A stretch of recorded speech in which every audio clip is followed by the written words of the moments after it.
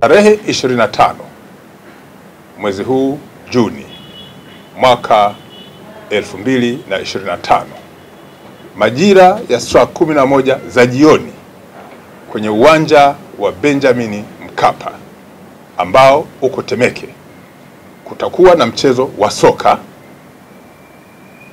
wa timu mbili ambazo ni watani wa jadi, timu za Yanga na Simba, zote za jijini Dar es Salaam.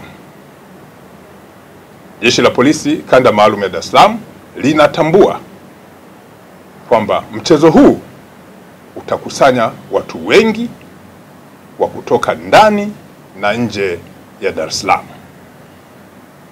Kutokana na mkusanyiko mkubwa wa wapenzi wa soka wanaotarajiwa kufika katika uwanja huo, Jeshi la Polisi limejipanga vizuri kuhakikisha kwamba swala la usalama katika uwanja huo linakuwa la hali ya juu kabla, wakati na baada ya mchezo huo.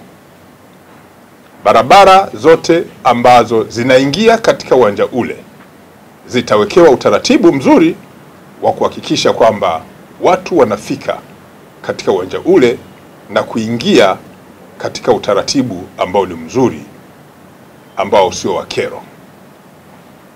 Aidha, Jeshi la Polisi Kanda Maalum ya Dar es Salaam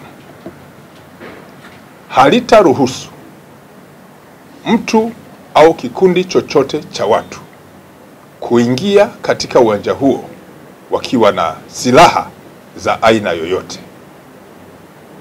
Watakaoruhusiwa kuwa na silaha ni askari wachache ambao watakuwa na kazi zenye mahusiano na masuala ya kiusalama.